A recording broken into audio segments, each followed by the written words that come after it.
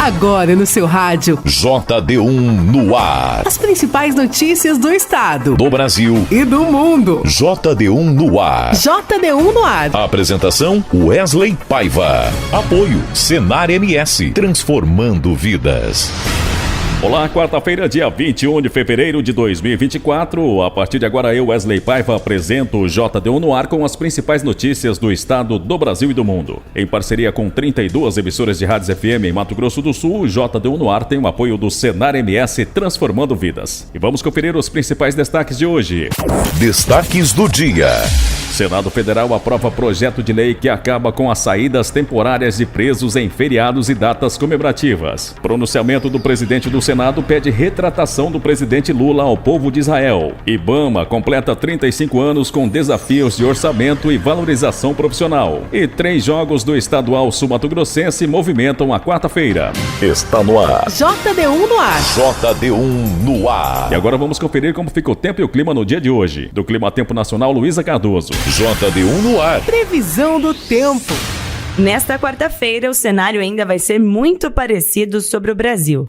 O alerta de perigo continua sobre boa parte do Sudeste, a região do Mato Piba. Vamos por partes. No sul do Brasil, a maior parte do território gaúcho deve ter tempo firme, pouca nebulosidade e temperaturas que se elevam mais no meio da tarde, inclusive Porto Alegre. Já a região do litoral norte gaúcho, a chuva pode acontecer de maneira passageira. Um vórtice ciclônico de altos níveis da atmosfera ainda vai contribuir para a formação de nuvens carregadas e entre Santa Catarina e o Paraná, a chuva acontece de maneira isolada, principalmente a partir do período da tarde em áreas do oeste paranaense, mas Curitiba e a faixa do litoral ainda podem ter chuva pela manhã que se intensifica à tarde. No sudeste do Brasil, a presença de um cavado meteorológico vai contribuir para a formação de nuvens carregadas em toda a região. Então a chuva acontece com muita intensidade em áreas do Espírito Santo, boa parte do interior de Minas e áreas do norte do estado também. A capital, BH, deve ter essas fortes pancadas ao longo de todo o dia. E, de novo, a atenção para possíveis danos. Alagamentos, enchentes, até porque o solo já está saturado no território mineiro de tanta chuva dos últimos dias. Na capital paulista, as pancadas também podem começar já pela manhã e se prolongar até a noite. O alerta de temporais. A região do Rio de Janeiro também deve ter chuva forte e no interior do estado de São Paulo, especialmente as áreas do oeste, o dia até começa com sol, mas a nebulosidade vai aumentando e a chuva ocorre a partir do período da tarde. No centro-oeste, só não chove no extremo sudoeste do estado de Mato Grosso do Sul. Então, a região de Ponta Porã, por exemplo, deve ter um dia de sol, pouca nebulosidade, muito calor à tarde, mas Campo Grande ainda deve ter previsão de chuva a partir do período vespertino. As pancadas mais intensas vão ficar concentradas na região do Distrito Federal e o norte de Goiás, onde o alerta também é de perigo por excesso de chuva. Cuiabá e Goiânia, as pancadas acontecem de maneira forte a partir do período da tarde. O nordeste do Brasil é onde fica a maior área de atenção. Tempo fechado e chuva a qualquer hora, desde Barreiras até a região de São Luís, no Maranhão. Já a capital, Salvador, deve ter pancadas também frequentes ao longo do dia, mas intercalam períodos de melhora. O sol até pode aparecer, mas com muita nebulosidade. A região do litoral de Alagoas, Sergipe e Pernambuco também tem possibilidade de fortes pancadas acompanhadas de rajadas de vento. JD1 no ar. Agro. Agora tem as cotações do mercado agropecuário, começando com a arroba do boi gordo, que hoje está cotado a R$ 219,50. Já a arroba da vaca gorda cotado a R$ 205. O milho seco saca 60 quilos cotado a R$ 47. E a soja em grãos também saca 60 quilos cotado a R$ 100. Essas foram as principais cotações do mercado agropecuário de hoje, quarta-feira. JD1 no ar. Notícias. Em pronunciamento ontem, o presidente do Senado, Rodrigo Pacheco, pediu retratação do presidente Lula ao povo de Israel. A reportagem é de Paula Groba. O presidente do Senado, Rodrigo Pacheco, pediu uma retratação do presidente Lula ao povo de Israel pela declaração que fez ao comparar a reação militar de Israel na faixa de Gaza ao Holocausto. Pacheco lembrou que o Senado já se manifestou de maneira veemente sobre o ataque terrorista pelo grupo Hamas contra civis israelenses e que o Congresso brasileiro também repudia e repele reações desproporcionais de Israel na faixa de Gaza. Entretanto, Pacheco disse que o Senado Federal não pode aderir ou compactuar diante de qualquer afirmação, inclusive do presidente da República, que compare a ação militar na faixa de Gaza ao Holocausto. Pacheco considerou a fala do presidente Lula inapropriada e sugeriu que o presidente brasileiro, considerado um líder global com perfil conciliador, deve se retratar num ato por pacificação. Estamos certos de que uma fala inapropriada e equivocada não representa, e aqui digo eu, não representa o verdadeiro propósito do presidente da República Federativa do Brasil, Luiz Inácio Lula da Silva, que é um líder global conhecido por estabelecer ou buscar estabelecer diálogos e pontes entre as nações. Motivo pelo qual, em especial por essa confiança que este presidente tem no perfil conciliador do presidente Lula, é que uma fala dessa natureza deve render uma retratação.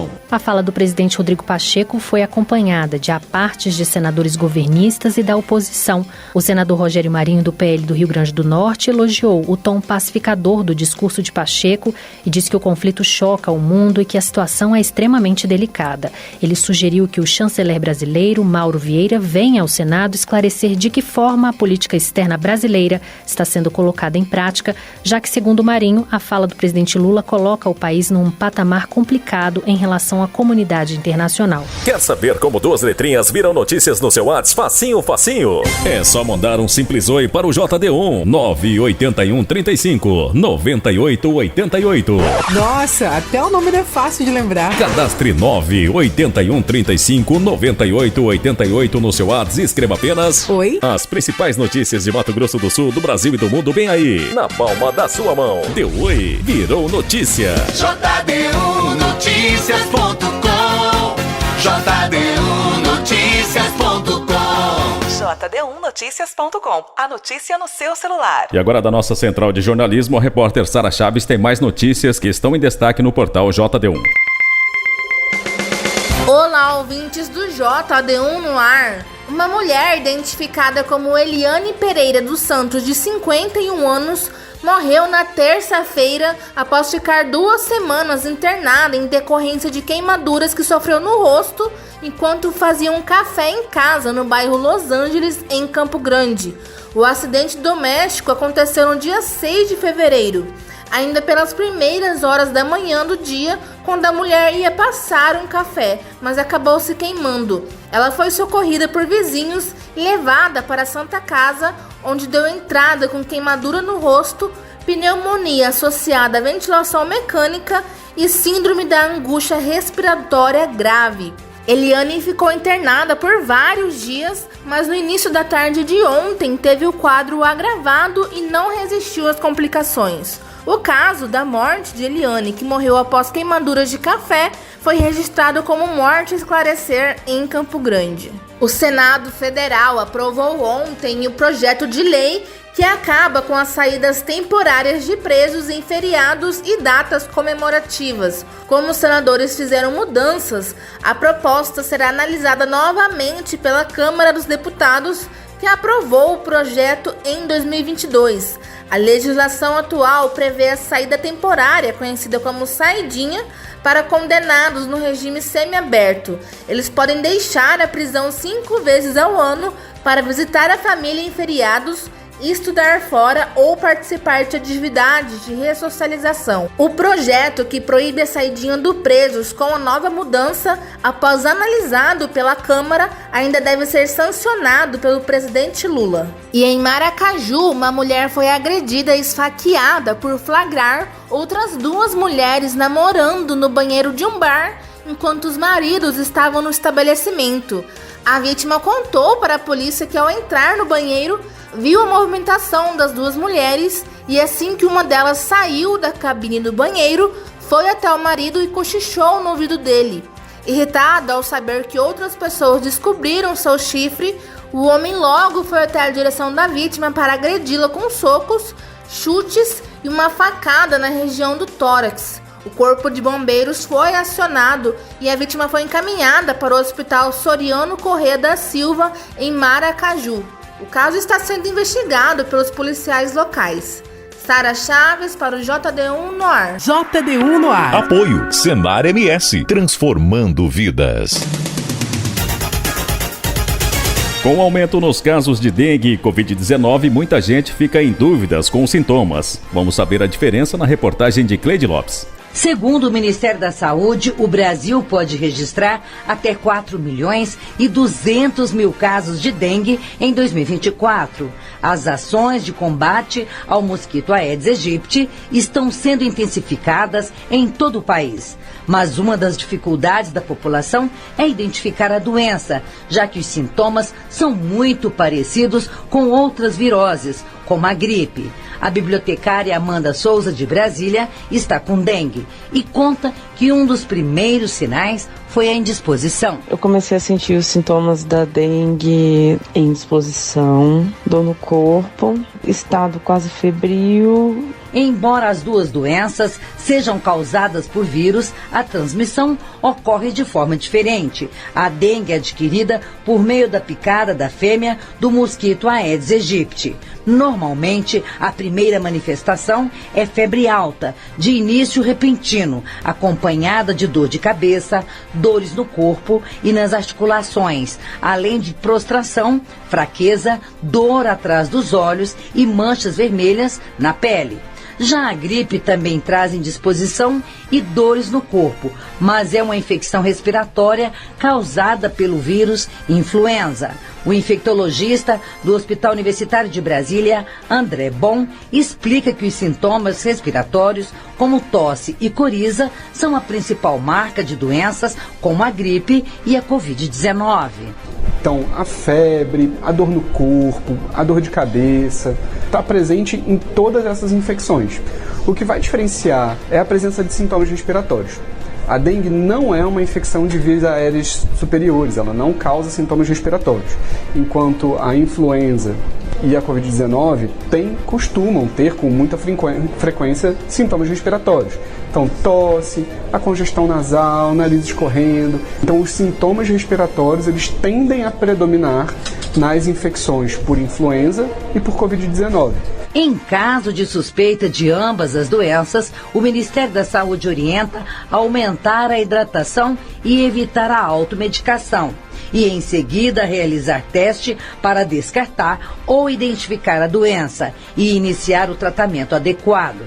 Apenas os médicos podem dar o diagnóstico e prescrever a medicação, já que tomar remédio por conta própria pode agravar o quadro e até causar morte.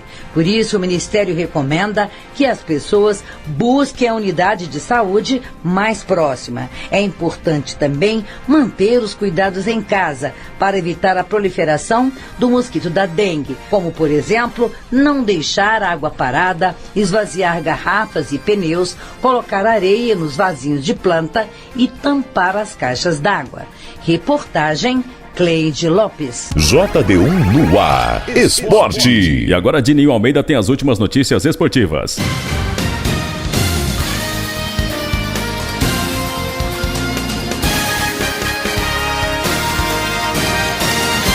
Quarta-feira é dia de rodada do Campeonato Sul-Mato-Grossense da Série A 2024. São 3 jogos movimentando a 7ª rodada. 2 deles são pelo Grupo B e 1 pela Chave A. Quem abre o dia é Dourados enfrentando o Aquidauanense às 15h30 no estádio Douradão.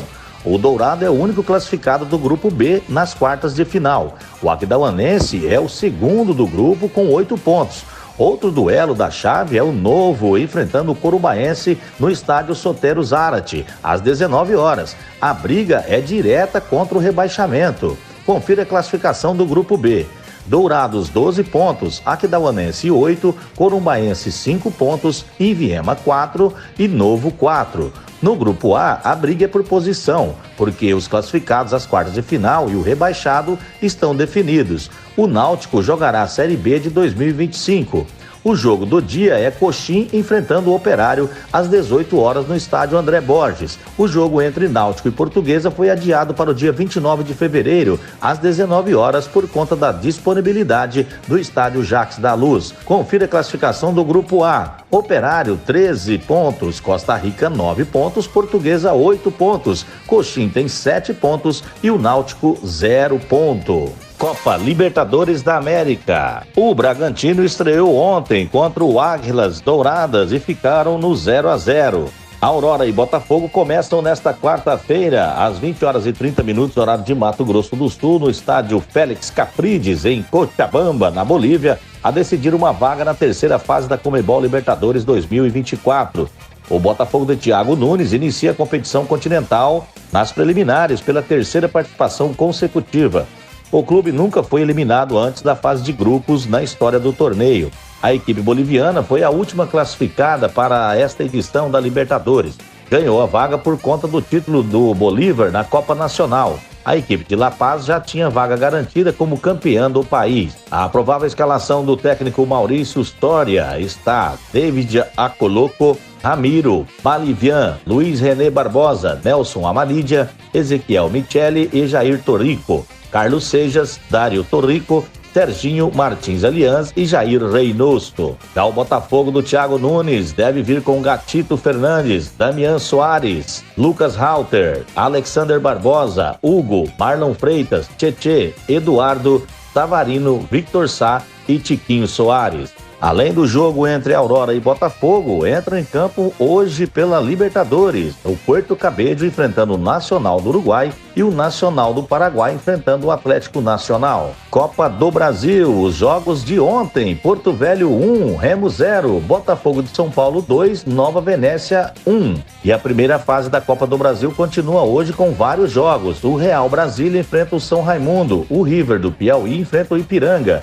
Manauara enfrenta o Retrô, o Souza enfrenta o Cruzeiro, Anápolis enfrenta Tombense, o Audax do Rio de Janeiro enfrenta a Portuguesa do Rio, o 13 enfrenta o ABC, Itabaiana enfrenta o Brasiliense, o Motoclube enfrenta o Bahia, Independente do Amapá enfrenta o Amazonas, o Costa Rica recebe o América do Rio Grande do Norte, o São Luís enfrenta o Ituano, o Capital do Tocantins enfrenta o Tocantinópolis, Real Noroeste enfrenta o Cuiabá, União Rondonópolis enfrenta o Atlético Goianiense e o Rio Branco enfrenta o CRB. UEFA Champions League, Internacional venceu o Atlético de Madrid por 1-0. O PSV Eindhoven ficou no empate com o Borussia Dortmund em 1-1. E hoje entram em campo Napoli enfrentando o Barcelona e o Porto enfrentando o Arsenal. E ontem também tivemos 2 jogos do Campeonato Carioca. O Sampaio Corrêa 2, Bangu 0. Flamengo goleou o Boa Vista por 4-0.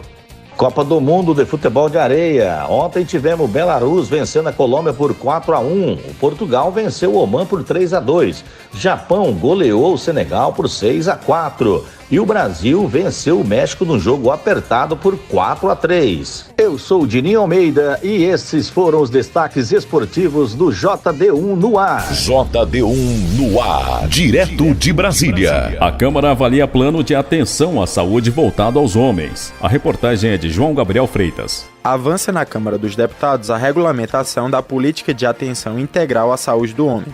O texto aprovado pela Comissão de Saúde reúne 5 projetos, inclusive um que foi enviado à Câmara pelo Senado em 2013.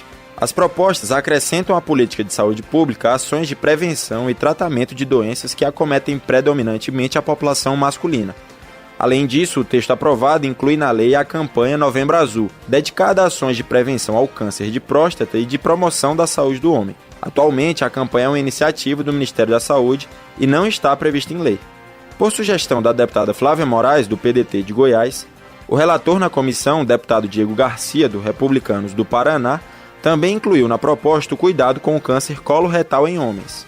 De acordo com a norma, serão priorizados os exames e diagnósticos de pacientes que apresentem mais fatores de risco relacionados à doença. Segundo o Ministério da Saúde, esse tipo de câncer acontece no intestino grosso e no reto.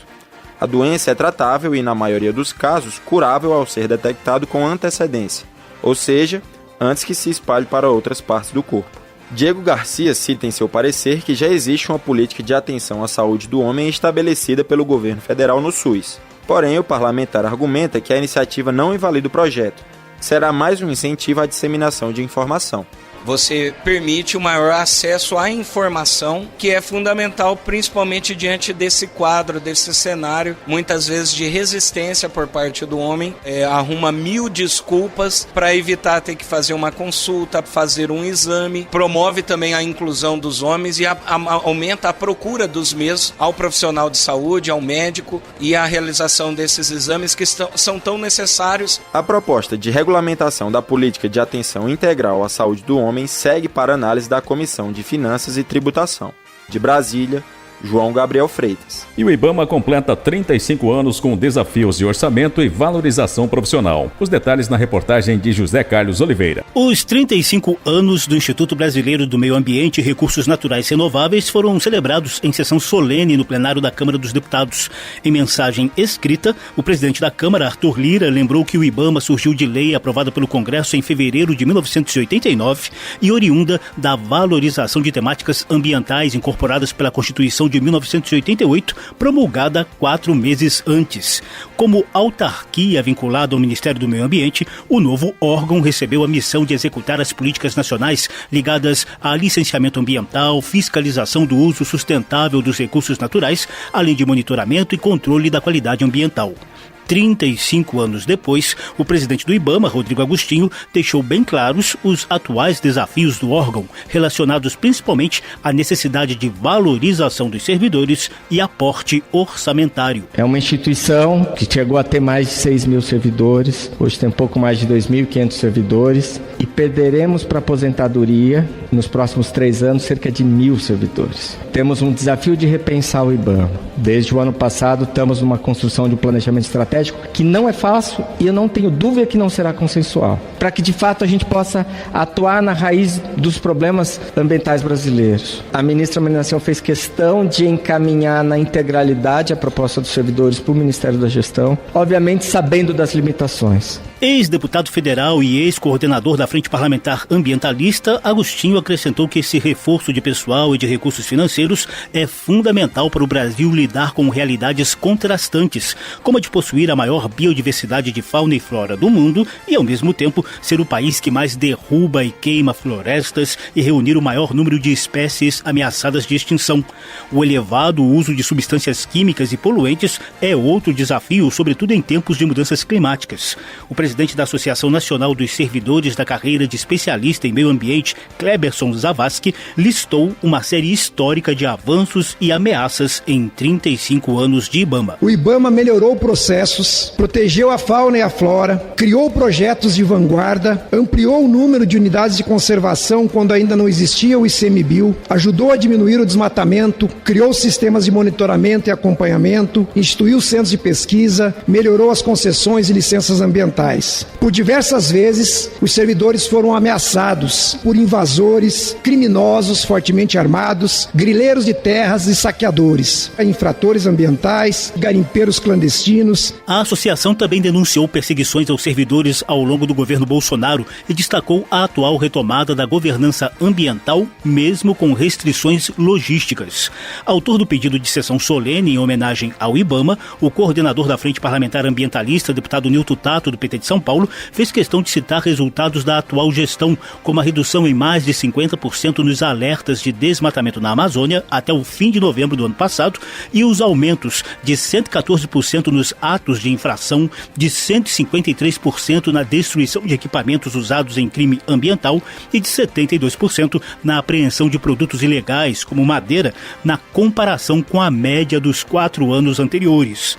Tato também destacou os 3 milhões de reais de multas já aplicadas, valor 67% superior à média registrada entre 2019 e 2022. É importante frisar que esses números expressivos estão sendo materializados mesmo diante do cenário de caos, de terra arrasada encontrado pelo governo Lula. Os órgãos, componentes do sistema ambiental, foram alvo central dos ataques do governo anterior. É importante manifestar apoio ao pleito dos servidores dos órgãos ambientais de modernização das suas carreiras, incluindo valorização salarial e melhor reestruturação do processo de trabalho. Nilton Tato lembrou que o governo federal busca a superação dos problemas de pessoal por meio de concurso nacional unificado a cargo do Ministério da Gestão e da Inovação em Serviços Públicos.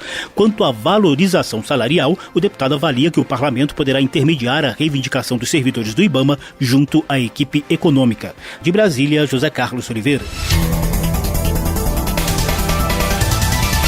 Termina aqui o JDU no Ar de hoje, quarta-feira, dia 21 de fevereiro. Com a apresentação de Wesley Paiva, o JDU no Ar é uma iniciativa do JDU Notícias em parceria com 32 emissoras de rádios FM em Mato Grosso do Sul e conta com o apoio do Senar MS. Para você ouvir novamente essa edição em podcast ou ainda acompanhar outras notícias do estado, do Brasil e do mundo, acesse o nosso portal www.jdunoticias.com. Aproveite bem a sua quarta-feira e até amanhã. Você ouviu as principais notícias do estado, do Brasil e do mundo. JD1 no ar. Apoio Senar MS, transformando vidas.